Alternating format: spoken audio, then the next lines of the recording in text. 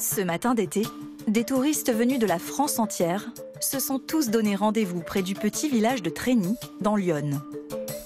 Ils viennent voir le château de Guédelon. Un chantier colossal né d'un défi un peu fou. Construire un authentique château fort en utilisant les techniques du XIIIe siècle. Ici, 350 000 visiteurs se pressent chaque année pour découvrir cette expérience unique au monde. En quelques années, le château fort de Guédelon s'est hissé au rang des sites patrimoniaux français les plus rentables. Donc, 3 adultes, 42 € s'il vous plaît. Et voici pour vous votre visite à vous. Il faut dire qu'en évoquant l'univers des légendes et des contes de fées, les châteaux forts passionnent petits et grands. Bien au-delà d'une mode, l'engouement pour le Moyen-Âge est un véritable phénomène. Avec plus de 13 000 forteresses, la France est la championne d'Europe des châteaux forts, juste derrière l'Espagne. Aujourd'hui, ces chefs-d'œuvre de l'architecture médiévale accueillent un public chaque année plus important. Spectacles, restaurations et animations en tout genre, nombreux sont les projets qui fleurissent pour valoriser ces édifices. À leur tête, des propriétaires qui sont devenus de véritables chefs d'entreprise. Je passe 80% de mon temps en bénévolat et 20% au travail. Donc il va falloir que je trouve vite un modèle parce que sinon je vais bientôt crever de faim. Des édifices splendides qui ont traversé les siècles, mais qui aujourd'hui portent les marques du temps et menacent même de s'écrouler. Tout est angoissant ici, donc on fait ce qu'on peut et de toute façon, ce sera mieux que rien. Pour sauver les forteresses de France, une seule solution. Trouver sans cesse des idées innovantes pour renflouer les caisses. Cette course effrénée à la rentabilité ne risque-t-elle pas de léser le spectateur? Nous ne pouvons pas accueillir tout le monde, c'est uniquement sur carton d'invitation cet après-midi. De l'Alsace à la Bourgogne, en passant par l'Auvergne, traversons ces murailles millénaires pour découvrir comment certains transforment les pierres en or en profitant du créneau des châteaux forts.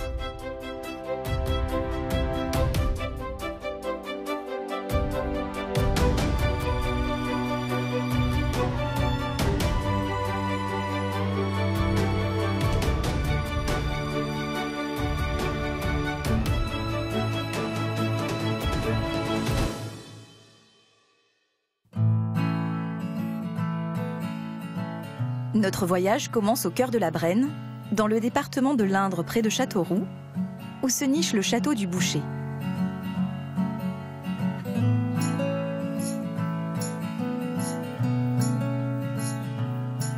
La famille Durand vient d'acheter ce château bâti autour d'un donjon du XIIe siècle. Des châtelains modernes, sans titre de noblesse ou nom à particules. Sauf que, quand on s'appelle Bérénice, Lancelot et Sixte, on est forcément destiné à reprendre un château fort. Jean-Louis le papa est chirurgien esthétique au Mans. Il reçoit aujourd'hui Patrice Besse, l'agent immobilier qui a conclu la vente, pour faire avec lui un point sur cette acquisition qu'il compte bien préserver. Ah voilà, paf, ça c'est...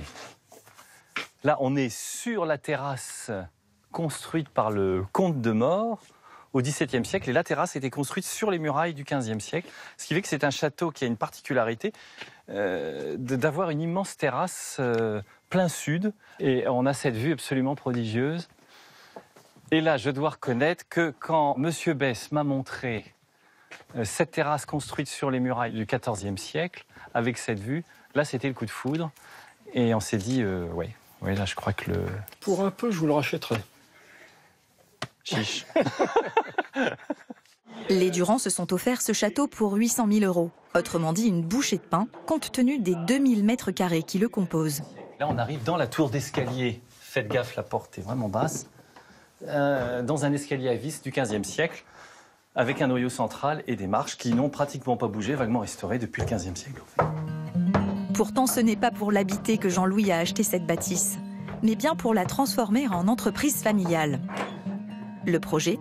Réhabiliter les pièces du château en musée, en chambre d'hôte ou bien en salle de réception pour des mariages. On a le sol, c'est vrai, resté intact. Le plafond est incroyablement bien conservé. Malgré les nombreux travaux qu'il reste à faire, Jean-Louis imagine déjà tout le potentiel de ce bien. Là, on arrive dans la pièce dans laquelle vivait le seigneur. C'est la partie la plus haute. Elle est presque intacte. Le sol a malheureusement été totalement transformé, vraisemblablement à la suite d'un effondrement. C'est des grosses planches de bois sur un IPN. Les carrelages d'époque émaillés sont très rares. Mais on va refaire un carrelage comme ça. Une voûte lambrissée, peut-être vaguement peinte, avec quelques motifs de fleurs. J'ai déjà vu ça. On va faire une salle absolument incroyable. C'est sûr que le lieu s'y prête, là. Ah ouais. S'offrir un lieu de rêve tout en investissant dans une affaire familiale, l'idée semble séduisante. Mais l'agent immobilier préfère toutefois les mettre en garde. Si tous les projets sont menés à terme, c'est-à-dire des centaines de millions d'euros d'investis, et si après cette restauration, il veut vendre son château et qu'il s'adresse à moi, il n'aura pas le choix de toute façon, et bien forcément, il perdra de l'argent. Voilà. En aucune manière, c'est un projet, on va dire, financier, c'est-à-dire d'enrichissement financier personnel. C'est un projet économique, c'est un projet enthousiasmant, c'est un projet fédérateur, puisqu'on crée une dynamique familiale, et ça, c'est la chose la plus extraordinaire, parce qu'on partage des passions avec ses enfants, et ça, c'est génial. Mais alors après, gagner de l'argent dessus, non. N'importe quoi.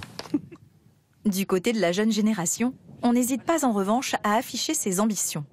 Chacun des 4 enfants s'est d'ailleurs déjà attribué une mission bien définie dans cette petite entreprise qu'ils espèrent lucrative. En fait, il faut vraiment concevoir comme une société et non comme un mauvais cadeau de ses parents. Hériter d'une entreprise, ça fait toujours plaisir. Après, on essaie de la faire fructifier. Au pire, ça ne marche pas, on recommence. Nous avons tous nos projets. Lancelot est plus centralisé sur l'art. Six, ça sera plus au niveau de l'association et des bénévoles. Pour ma part, c'est vraiment la communication et l'événementiel. Et voilà, on forme une belle équipe et je pense qu'à 4, on peut vraiment développer le projet jusqu'au bout. Après, il y a toujours des aléas. On ne sait pas, peut-être que le donjon va s'écrouler. Et là, globalement, ça va être plus problématique pour y arriver. Mais je reste plutôt optimiste. Je pense qu'on va y arriver. Je m'en fais pas trop. Au château du Boucher, même si tout reste à faire, la famille Durand ne manque pas de projets pour transformer son château fort en vrai succès commercial. Mais à 300 km de là, un jeune châtelain est déjà en train de les mettre en œuvre. En Haute-Loire, près du Puy-en-Velay, se dresse le château de Saint-Vidal. Cette forteresse, construite entre le XIIIe et le XVe siècle, a été achetée il y a 2 ans par un jeune chef d'entreprise, Vianney d'Alençon. Ce créateur d'une marque de bijoux religieux porte un projet ambitieux. Sortir la forteresse de l'oubli après 20 ans de fermeture, en créant une attraction digne de celle du Puy du Fou.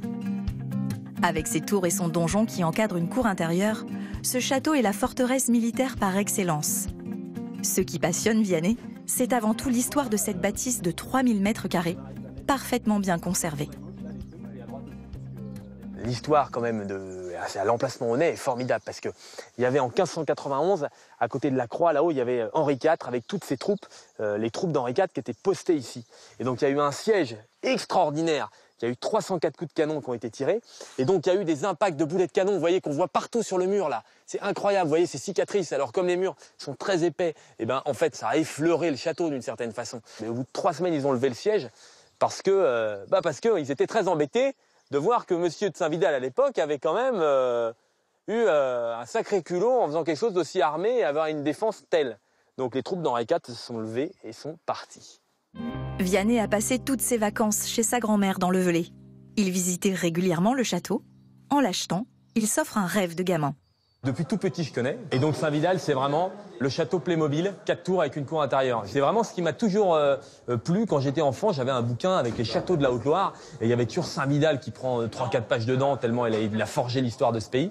Donc c'est vrai que quand j'ai eu l'opportunité de l'acheter pour développer ce projet, eh ben, je me suis dit, allez, go, c'est le bâtiment qu'il me faut. Mais à 32 ans, Vianney est loin d'être un rêveur. Il a au contraire élaboré un business plan très offensif. Il ambitionne d'accueillir 45 000 visiteurs dès la première année. Ticket d'entrée, 13 €. À ce prix-là, les touristes doivent en avoir pour leur argent. Il a donc imaginé une visite interactive dans une quinzaine de pièces du château qui retracera l'histoire de Saint-Vidal, de Vercingétorix à la bête du Gévaudan. Monseigneur le duc de Joyeuse se battra pour la couronne jusqu'à la mort. Et pour être sûr d'émerveiller son public, Vianney s'est entouré des meilleurs. Il a fait appel à des comédiens et des décorateurs de Disneyland et du parc Astérix.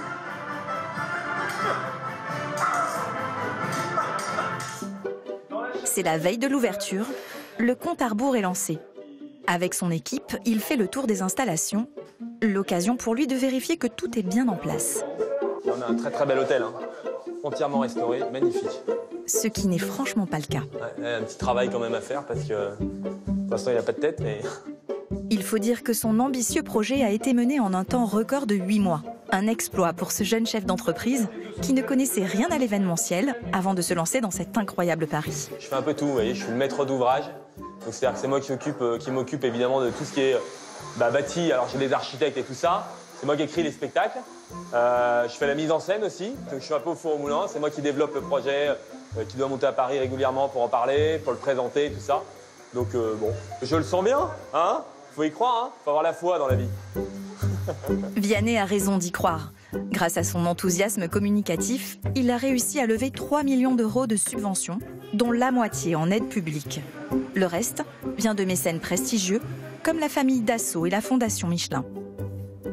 Saint-Vidal sort des oubliettes et va de nouveau pouvoir retrouver un sens historique. Ces pierres respirent, elles ont besoin de nous parler, de raconter notre histoire, nos racines, la mémoire de ce pays. Énormément de choses qui se sont passées ici. Donc c'est maintenant à nous de les faire danser, les faire jouer, les faire parler. L'inspection de Vianney se termine dans la salle des armures, l'une des salles les plus complexes du château. Pour cela, il est accompagné de Damien, le directeur technique, qui vient tout droit du Puy du Fou. Jusqu'au bout, c'est pas fini. C'est pas mal. Ici, il s'appelle les ennemis du Seigneur. Là-bas, ils seront ses ennemis. En tout cas, ça fait un très bel écran. Ça, le rendu est vachement bien en vidéo sur le mur, hein. Là, ça va être top et il faut juste qu'on arrive à caler tous ces trucs à gauche, à droite, là. Lui, il va se lever, là. Mais au moment où la silhouette du moine doit se lever, rien ne se passe. Il importe que sans tarder, vous vous portiez au secours de nos frères qui habitent les pays de l'Orient. Urbain II. Non, il n'a pas marché, hein, Damien. De Bruno, le Chartreux. Attends, je vais pour traiter des... Le calage technique, c'est toutes les machineries pour que ce soit coordonné entre ça, la voix, le son, la lumière. En fait, ça demande énormément de travail. C'est l'incident de trop. Une accumulation de déconvenus qui peut mettre le spectacle en danger. D'autant plus que dans le couloir, il a la surprise de constater que les travaux ne sont toujours pas terminés. Est-ce qu'ils m'ont mis une barre, là? Non, ils l'ont pas mis, tiens. C'est chiant, là, ils ont pas fini les trucs, quoi. Ils l'ont mis du mauvais côté. Problème technique, retard. À l'extérieur, les déceptions s'enchaînent. Là, par exemple, on a un gros raté. C'est le portillon pour... Bah, pour la sortie, alors ça doit être fermé là. Mais ils ont acheté un truc qui fait 1m40. Enfin, c'est une échelle, le truc, pour passer au-dessus, quoi. Fallait avoir un truc qui fasse la taille du mur, vous voyez. Au moins, là, vraiment, c'était bloquant, quoi. Donc là, celui qui veut passer, bon, il va y avoir des portails autour, mais... Il faut mettre quelqu'un à la surveillance. De quelqu'un à la surveillance, c'est une personne en plus, donc c'est un salaire en plus. C'est pour ça que je voulais absolument pas qu'il y ait des gens à la surveillance, mais bon. Pour ce novice en organisation de spectacle, tout reste à prouver. Heureusement, Vianney peut compter sur le soutien de sa famille, et notamment de Laure, sa femme. On n'a même pas fait la moitié. Non, on a encore un peu de boulot. Non mais c'est parfait. Elle est trop belle notre petite cabane là. Là, on a l'impression. Là, c'est tous les petits détails un peu qui coaquent, les choses à affiner, à modifier, etc. Donc là, on bosse 24 heures sur 24. On dort pas beaucoup, mais c'est ça aussi qui est sympa. En plus de la visite du château, Vianney a prévu de charmer ses visiteurs en proposant tout l'été un spectacle nocturne pour faire revivre les grandes heures de Saint-Vidal. Il est 19h30. Vianney attend plus d'une centaine d'acteurs bénévoles pour la répétition dans la cour du château. Mais voilà, 1 heure avant leur arrivée, c'est maintenant le ciel qui s'en mêle. Ah, il pleut là? Qu'est-ce que c'est que cette histoire? Ah ouais, c'est chiant là, il faut pas qu'il pleuve ce soir là. Faut la répète, t'imagines? Je regarde la météo, ce qu'ils disent là. Non, ils mettent pas de pluie, hein. Moi ils me mettent soleil de 17 à 20 heures. Alors si tu veux, Météo France, tiens. Le châtelain prend une décision radicale. On prend 7 jours de plus parce que c'est pour ouvrir et qu'il y ait des problèmes ou des... Voilà. Le châtelain et ses équipes seront-ils prêts pour accueillir le public dans une semaine et lancer en grande pompe la renaissance du château de Saint-Vidal?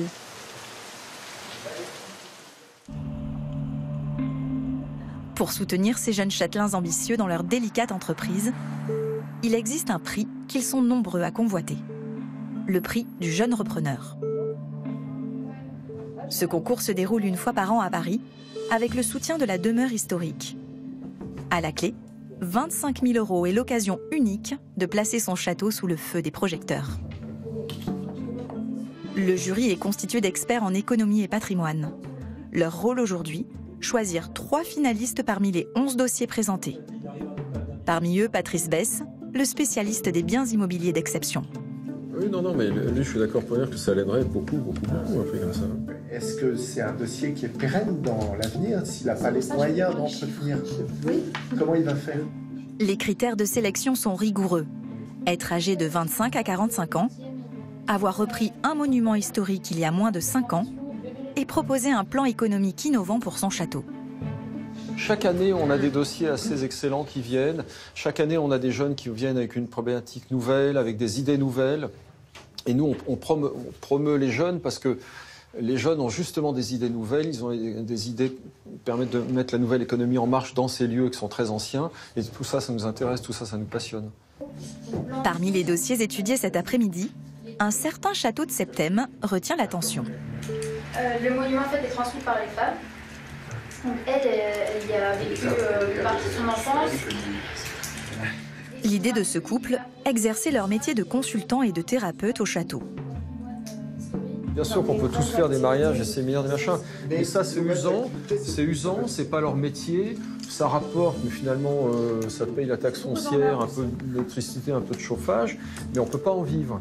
Si on arrive à apporter son activité dans un lieu comme ça, c'est la seule chose qui fasse que ça marche. Moi, je le dis, qui veut bien l'entendre, ce sont les maîtres commerciaux les moins chers de France, les châteaux.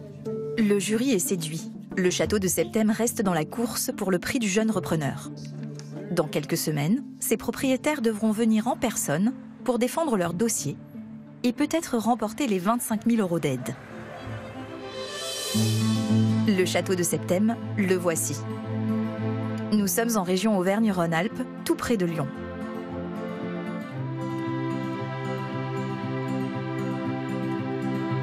Le site concentre les ruines d'un premier château du XIe siècle et du château actuel datant du XIVe siècle.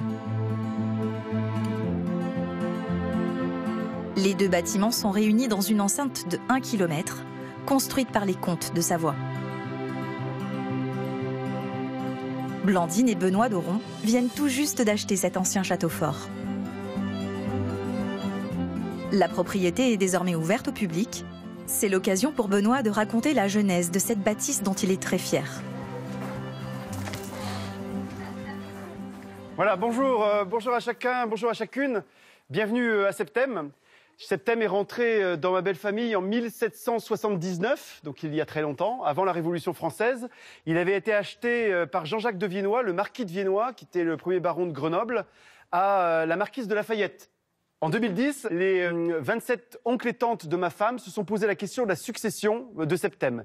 Et se sont dit, Septème, c'est une grande maison qui est magnifique, dans laquelle on a du plaisir à se retrouver, mais c'est aussi une maison qui prend beaucoup de temps, qui coûte beaucoup d'argent en entretien, 80 à 110 000 € par an d'entretien. Est-ce que la nouvelle génération va vouloir poursuivre l'œuvre familiale ? Mais on a abouti à une solution où on a racheté le château pour conserver l'esprit d'une maison de famille et un patrimoine familial ici en Dauphiné. Voilà, bonne poursuite de visite. Merci. Benoît et Blandine ont quitté Versailles il y a 15 jours avec leurs 4 enfants pour s'installer définitivement au château. Une décision mûrement réfléchie. C'est une aventure à deux, c'est un projet de couple, c'est un projet de famille. Nous avons 4 enfants, donc il ne fallait pas l'imposer complètement ni à l'un ni à l'autre. C'est une évidence initiale et après beaucoup de tâtonnements, beaucoup de retours en arrière, des moments où il voulait y aller, je voulais plus. Voilà, il y a eu toutes les phases. On n'a pas du tout été, il n'y en a pas un qui a obligé l'autre, qui l'a tiré. Les enfants peuvent se costumer, il faudra simplement remettre les costumes s'ils le souhaitent, après la visite, quoi. En attendant d'exercer leur profession sur place au château, Blandine et Benoît tiennent une boutique souvenir et un salon de thé, histoire de faire entrer un peu d'argent dans les caisses. Il faut que j'encaisse quelque chose derrière? En plus de la visite, le ticket d'entrée de 9 € comprend le prêt d'un costume médiéval. Tu veux la plume de pan comme blason? Mais ces premières rentrées d'argent ne suffiront pas à financer l'entretien de Septem. Car le bâtiment se dégrade très vite et gagner le prix du jeune repreneur pourrait bien les sauver de la ruine. Ces 25 000 €, ça nous permettrait de reprendre l'ensemble des fenêtres, ils appellent ça des baies, du cycle nord du château, qui pose vraiment des questions de sécurité pour le bâtiment et pour les visiteurs. Voilà, on a de la molasse qui s'effrite, vous voyez. La pierre part en morceaux, elle s'effeuille petit à petit. On a aussi des problèmes d'infiltration d'eau. Vous voyez, la pierre s'effrite aussi horizontalement et l'eau pénètre et détruit des décors peints du XVIe siècle. Ici, voilà, les infiltrations posent de sérieux problèmes. Donc voilà, Septem est en bon état globalement, mais il y a quelques points chauds comme ceux-là sur lesquels il faut intervenir rapidement. Et avoir ces 25 000 €, c'est une bonne occasion pour moi de dire aux conservateurs des monuments historiques, voilà, on a 25 000 € qui arrivent, mettez vos 25% de l'État, mettez vos 40% du département, mettez vos 15% de la région, et avec ça, on va pouvoir refaire plusieurs fenêtres du château. C'est pas rien. Mais devant le jury, Blandine et Benoît sauront-ils se montrer suffisamment convaincants pour remporter le prix?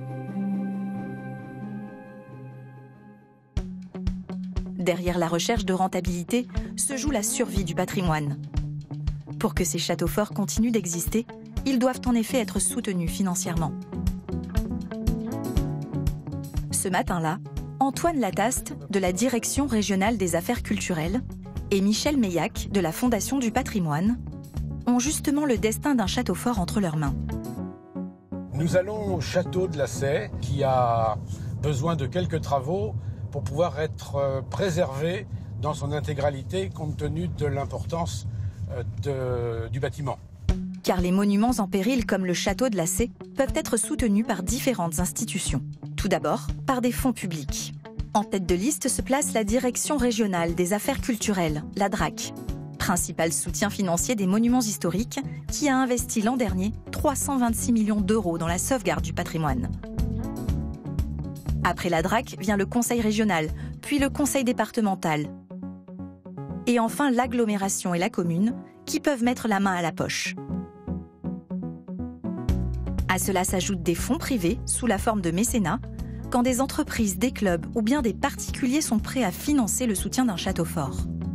Mais attention, ces aides sont attribuées selon des critères très précis. Le château de la Sey va-t-il réussir à convaincre ses spécialistes ?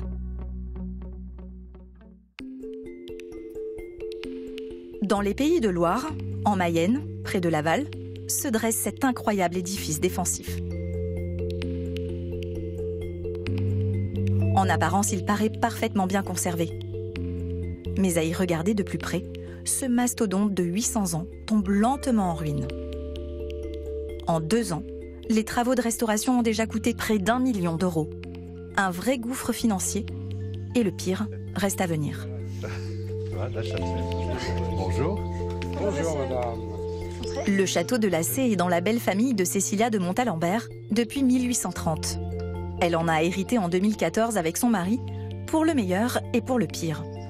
70 000 €, c'est la dernière dépense que la DRAC et la Fondation du patrimoine ont effectuée au château pour la construction d'un pont-levis, un ouvrage qu'ils sont très curieux de tester.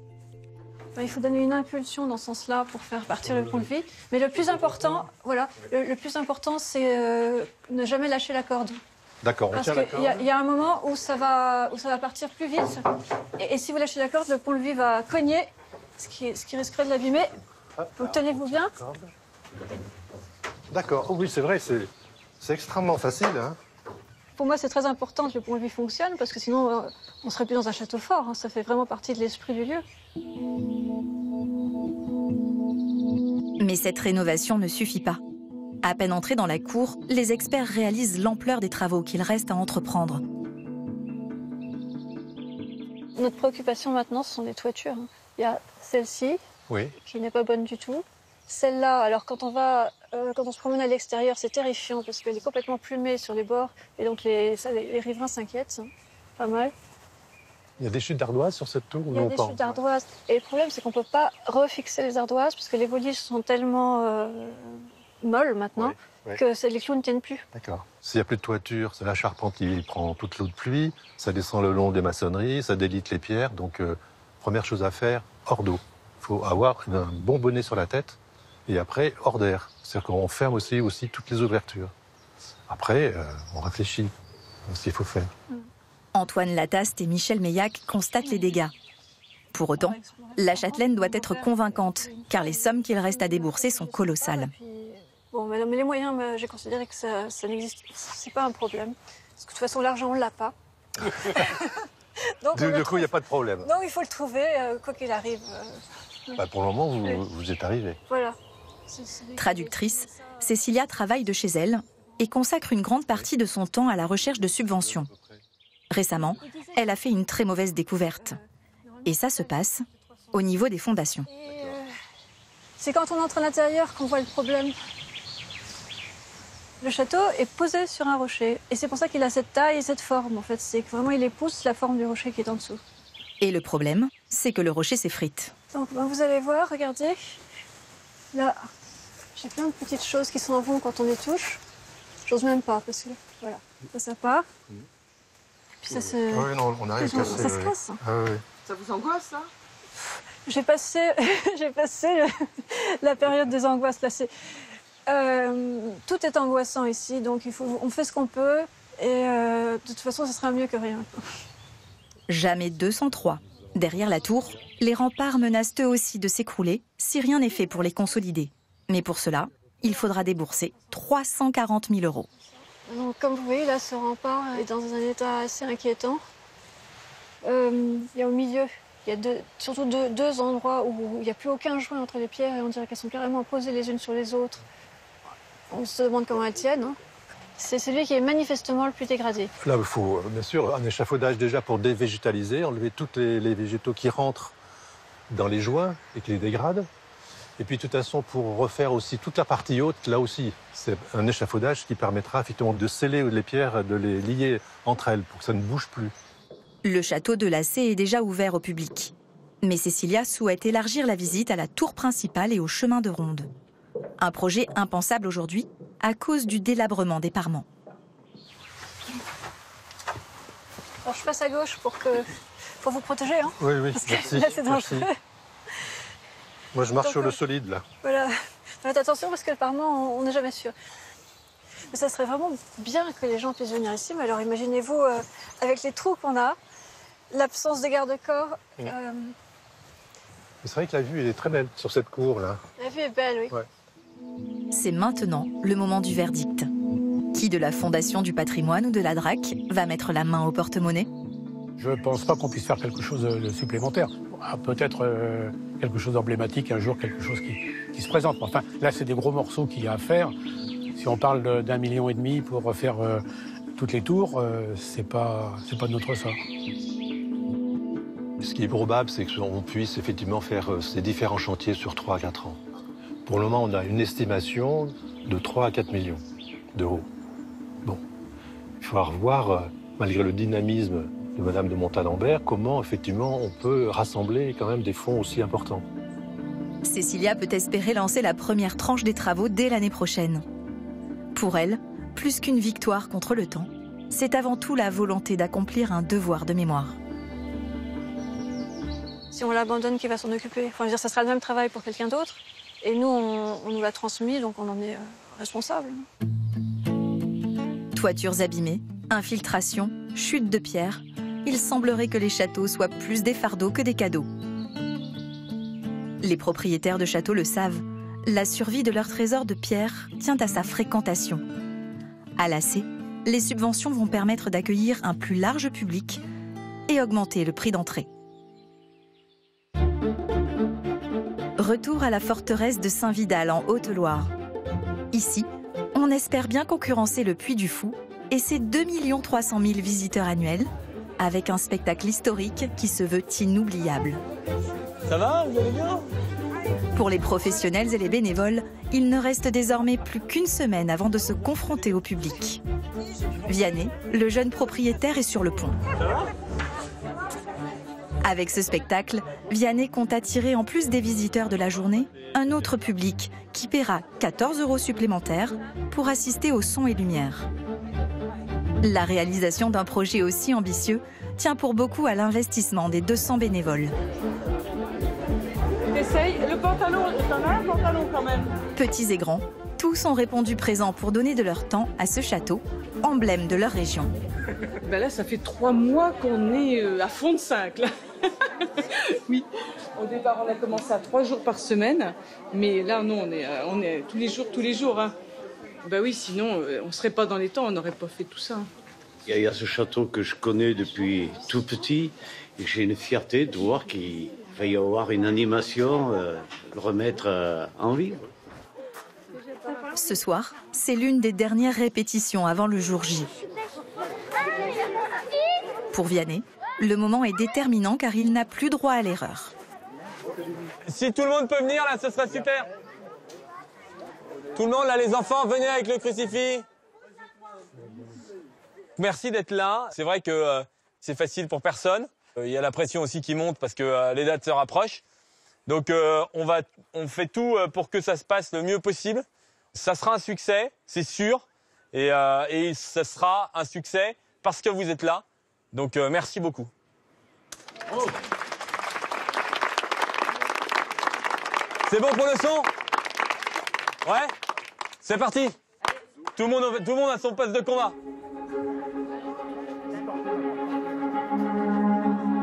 Comme d'habitude, Vianney est à l'affût du moindre détail.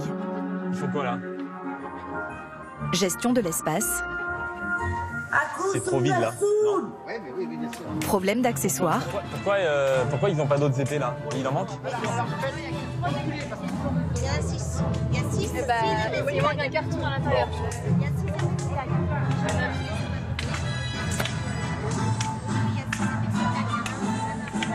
6 Oula. Il y a enfin un point auquel Vianney tient tout particulièrement.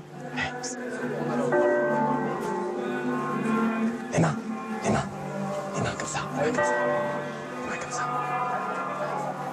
Melchior, les mains comme ça.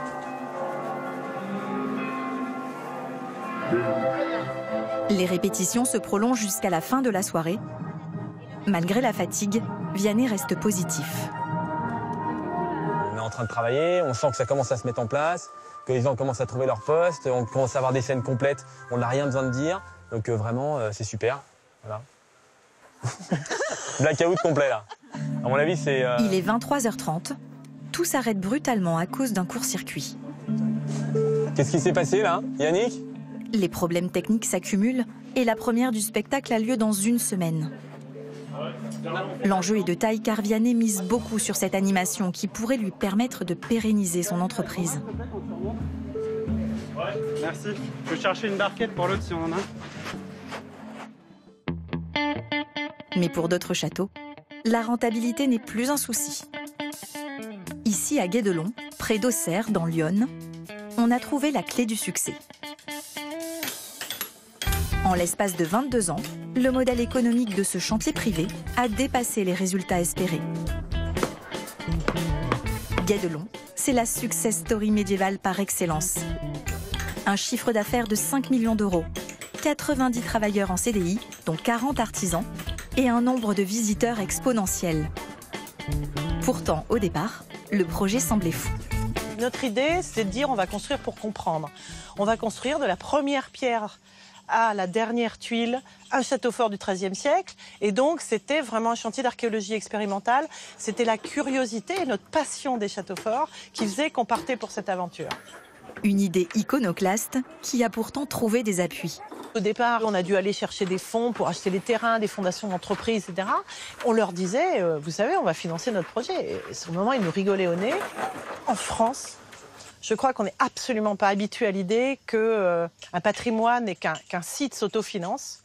Tout le monde pense que Guédelon a des aides, etc. Non, 100% des revenus de Guédelon, ce sont les visiteurs, la boutique, le resto, pour financer les 90 salaires qui travaillent sur ce projet. Et je crois que mon premier prévisionnel prévoyait 30 000 visiteurs. Dès la première année, on en a fait 65 000, 85 000, 100 000. Et quand en 2000, on est passé à 100 000 visiteurs. J'ai transformé tous les contrats de travail en CDI et c'était parti pour 20 ans. Et beaucoup de ceux qui étaient là en 2000 sont encore là aujourd'hui et l'équipe s'est agrandie. Cet outil-là, ça permet de venir égaliser, d'écraser les bosses et de faire la finition. Ce qui fait le succès du chantier, c'est un savant dosage entre histoire et spectacle. Ici, les artisans sont à la fois travailleurs et animateurs. La moitié de leur temps est consacrée au contact avec le public. Le concept enchante. Les outils de tailleur de pierre, ça ne s'arrête jamais. Ils les usent, ils me les ramènent quand ils sont usés, je les repointe, et puis ça repart, puis ça revient, puis ça repart. Le seul truc que ça va s'arrêter, c'est quand le métal, il sera trop court, il sera trop petit, on ne pourra plus en faire un outil qui tient dans la main. Vous travaillez combien d'heures par jour? Aujourd'hui, en ce moment, on fait 10h, 19h tous les jours. On commence tard, mais on finit tard, mais on travaille 6 jours sur 7. Le projet fou est devenu au fil des ans une véritable entreprise particulièrement lucrative. Récemment, les produits dérivés de la marque Guédelon, vendus en boutique, sont venus grossir un chiffre d'affaires en constante progression. L'engouement pour le château de Guédelon s'est aussi répercuté sur Trény, la commune où est implanté le chantier. Cette ville de 900 habitants reçoit de nombreux touristes tout au long de l'année.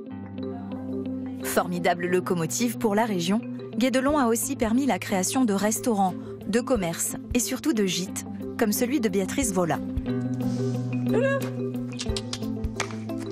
Cette jeune femme a quitté son poste dans une banque parisienne pour créer ici un gîte de luxe avec des prestations haut de gamme, dont un spa et une piscine. Je pense qu'on n'aurait pas pu se lancer dans un projet maison d'hôte sans la proximité de Guédelon, parce que ça assure quand même un flux de visiteurs qui est important. Et vous pouvez avoir la plus belle maison d'hôte du monde, il faut quand même être très fort pour arriver à attirer par soi-même, en fait. Donc on vient en un joli complément de Guédelon, mais la proximité de Guédelon est très très importante en termes de passage, tout simplement. Ouais. Calé sur les dates d'ouverture de Guédelon, de mars à novembre, le gîte de Béatrice affiche complet, ce qui lui a permis d'employer 2 salariés 8 mois dans l'année. Sur tout le territoire, Guédelon a un impact économique très important. Direct par les personnes qui l'emploient, indirect par nous, tous les hébergeurs, tous les restaurateurs qui font vivre directement, et puis de façon encore indirecte mais prégnante aussi, par tous les commerçants que nous on fait travailler. C'est-à-dire qu'on travaille avec la boulangerie, forcément, on recommande des restaurants, on va travailler avec un producteur de jus de pomme, travailler avec des yaourts locaux, et donc ça fait vivre et ça maille un territoire. Attirer des touristes français et étrangers pratiquement toute l'année, dans un territoire très rural, est une vraie réussite. En quelques années, Guédelon est devenu le 2e site le plus visité de Bourgogne. Mais au-delà des chiffres, il s'est surtout assuré une notoriété indéniable qui dépasse largement les frontières. Et se faire connaître du grand public, c'est une question de survie pour tous les châteaux forts de France. Partons en Alsace, près de Colmar, où le magnifique château fort du Haut-Königsbourg surplombe la plaine à 747 mètres d'altitude. Ce château fort du XIIe siècle, profondément remanié au XVe, est le monument le plus visité d'Alsace. Pont-levis, salles d'armes, donjons et canons rappellent la vocation guerrière de cette forteresse de montagne. Aujourd'hui, Guy Muller a donné rendez-vous aux randonneurs du club vosgien, juste devant ce château. Pourtant, ce n'est pas pour le visiter. Non, il a une autre idée en tête. On va aller voir un château que personne ne connaît, l'Eudenbourg. Et Euden, ça veut dire abandonné. Ah oui, tu nous l'avais dit à la voilà, maison. détruit. Donc c'est un des nombreux châteaux que le chemin des châteaux forts vous invite à découvrir. Allez, on y va. Let's go. Ignorant les publicités sur son passage, un seul panneau l'intéresse. Voilà, un panneau chemin circulaire, Eudenbourg, c'est là qu'on va.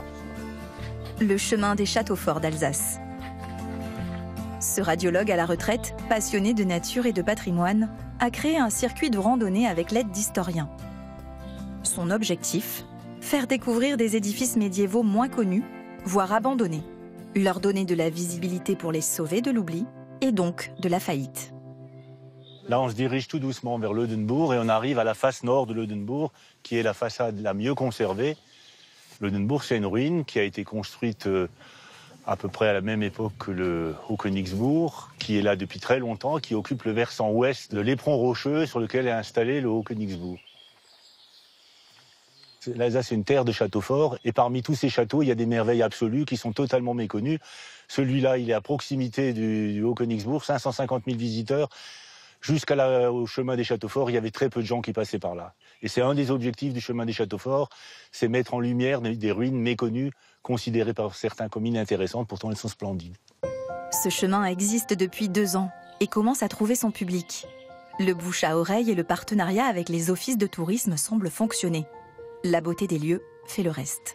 Le Haut-Königsbourg, on le retrouve souvent dans les livres et c'est connu, alors que ça c'est un peu inconnu, c'est plus mystérieux, enfin,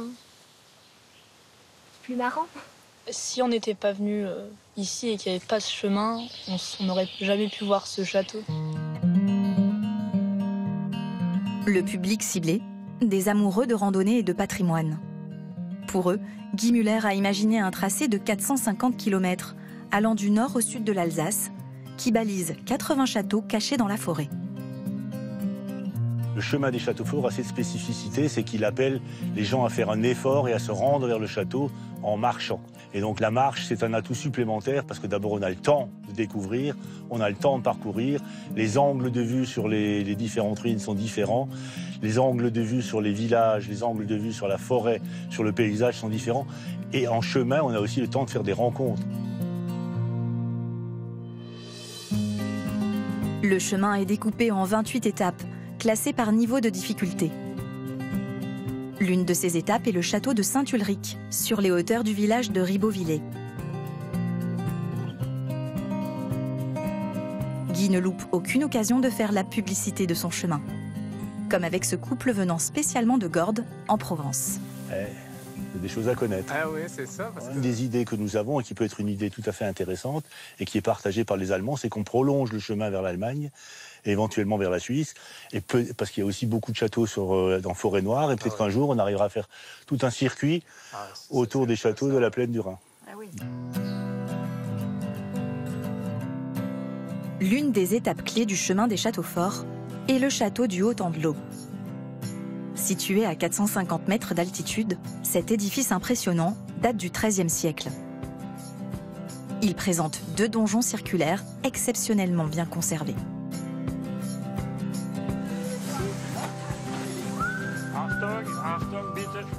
Le château est un bien de famille dont Guillaume d'Andelot a hérité il y a 18 ans. Il a participé à la création du chemin des châteaux forts et n'y voit que des avantages. Aujourd'hui, pour les gros travaux, on ne peut compter que sur des subventions publiques de l'État ou des collectivités. En 2007-2008, avec la crise économique, je me suis aperçu que le camembert de l'argent public allait se rétrécir et que d'autre part, la culture ne serait pas forcément prioritaire et que dans la culture, des châteaux en ruine, en périphérie qui ne sont pas dans les communes, ne seraient pas non plus prioritaires. Donc le seul moyen de rester un peu prioritaire et de retenir l'attention des élus qui l'avaient avant mais qui allaient la perdre parce que les priorités allaient devenir différentes et plus compliquées à gérer, c'était de le valoriser et de se montrer beaucoup plus. Depuis son inscription dans le circuit de randonnée, le château du Haut-Andelot attire toujours plus de monde. L'an dernier, 20 000 visiteurs ont gravi le piton rocheux qui mène à ce trésor de pierre. À Paris, c'est aujourd'hui la finale du prix du jeune repreneur. Parmi les 3 finalistes convoqués ce jour-là, nous retrouvons Blandine et Benoît Deron, les propriétaires du château de Septême. Alors nous allons à l'audition, hein, c'est un moment un peu fort pour nous, voilà, un peu l'émotion monte, alors, voilà. On a préparé notre intervention, voilà. Bon, maintenant il faut que ça se joue, c'est un moment important, voilà. On espère qu'on va être lauréat, mais c'est la première fois qu'on postule, donc on ne sait pas trop comment ça se passe. Blandine et Benoît sont les premiers candidats à passer devant le jury. Bonjour madame, c'est Blandine Deron. Bonjour. Monsieur, bonjour. Le couple a 20 minutes pour convaincre. Ils le savent. Pour remporter les 25 000 € du prix, il va falloir se démarquer. Et dans notre histoire aussi de couple, On est assez entrepreneurs tous les deux et on n'avait pas envie d'une vie de routine. Et donc voilà, on n'avait pas tellement peur, on est quelquefois un peu inconscients. Donc les amis autour de nous disaient mais vous êtes fous. Et on leur disait bah peut-être, mais comme ça on s'ennuiera pas et on aura fait quelque chose de notre vie, voilà. Très vite, Benoît reprend la main pour exposer leur business plan. On démarre un peu low profile. Le site par lui-même génère des visites et il faut y aller, quoi. Il faisait 1800 visiteurs par an. On peut aller beaucoup plus loin dans le Lyonnais pour attirer des visiteurs.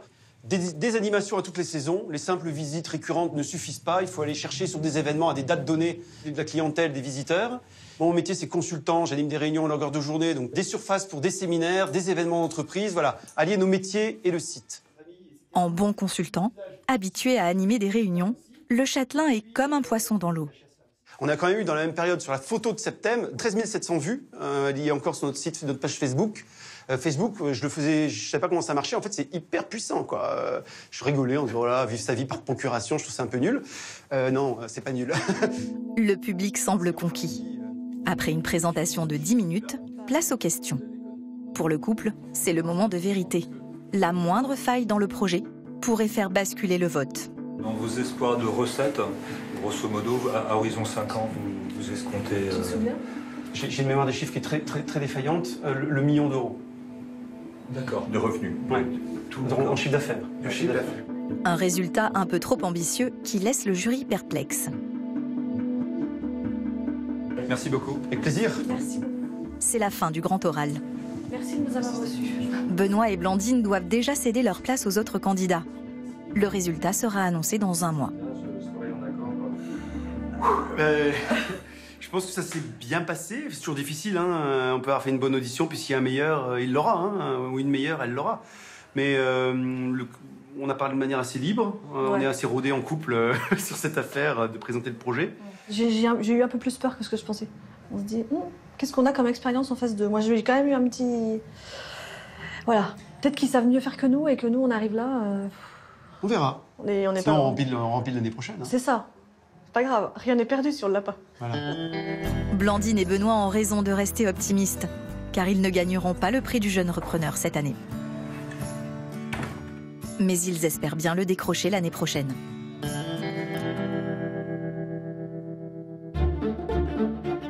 C'est aussi un grand jour à la forteresse de Saint-Vidal. Avec une semaine de retard, le site ouvre enfin officiellement ses portes. Pour l'occasion, le village de 400 habitants s'est mobilisé pour créer une grande fête médiévale, réunissant pas moins de 70 exposants. Tous les bénévoles sont bien sûr présents pour fêter des mois de travail acharné aux côtés du jeune châtelain, ainsi que les représentants des organismes publics qui ont aidé à financer le projet. Un grand merci pour votre présence ici à Saint-Vidal, vous qui venez pour certains de très loin et pour d'autres en voisin. Ces pierres sont le cœur et l'âme de notre pays, un lieu de notre mémoire collective, un bout de terre où nos racines sont encore en vie. En retrouvant son passé, Saint-Vidal permet d'envisager l'avenir. Merci beaucoup, chers bénévoles, et merci à vous de transmettre notre histoire et notre culture.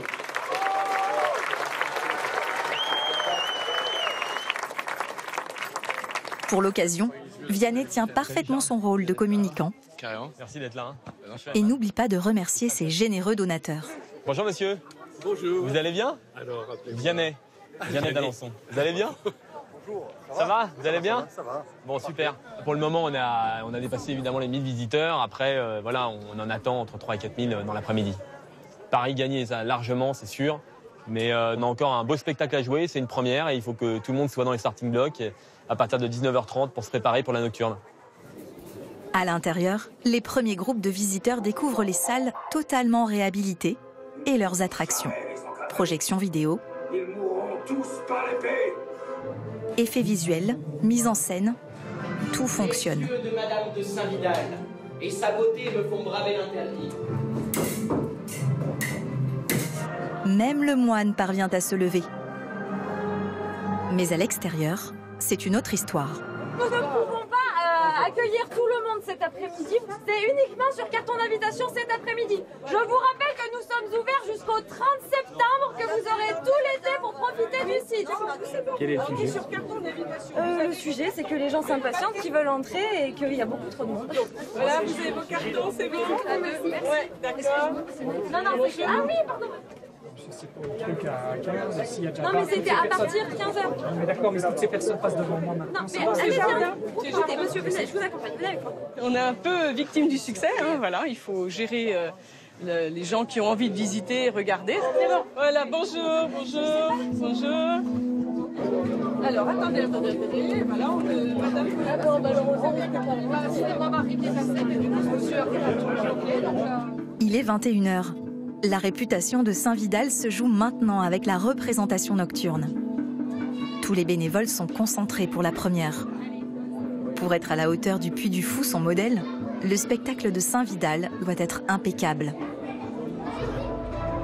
Devant 350 spectateurs, la représentation commence. 40 minutes de projection vidéo, de musique et de spectacle vivant, retraçant l'histoire de Saint-Vidal pendant les guerres de religion. Chaque acteur est à son poste, le public, lui, en prend plein les yeux. 6 mois de travail acharné, plus d'une centaine d'acteurs, 150 costumes, autant d'accessoires ont été nécessaires à la mise en place de ce projet colossal. Un investissement qui prend tout son sens ce soir dans cette cour. Pour Vianney, c'est l'aboutissement d'un rêve. Ça y est. La saison est ouverte et elle commence sous les meilleurs auspices. À la fin de l'été, Vianney a fait son premier bilan. La forteresse Saint-Vidal a affiché complet tout l'été, en accueillant 40 000 visiteurs. Un résultat plus qu'encourageant pour ce chef d'entreprise nouvelle génération, qui a compris que la survie des châteaux forts passerait forcément par leur reconnaissance.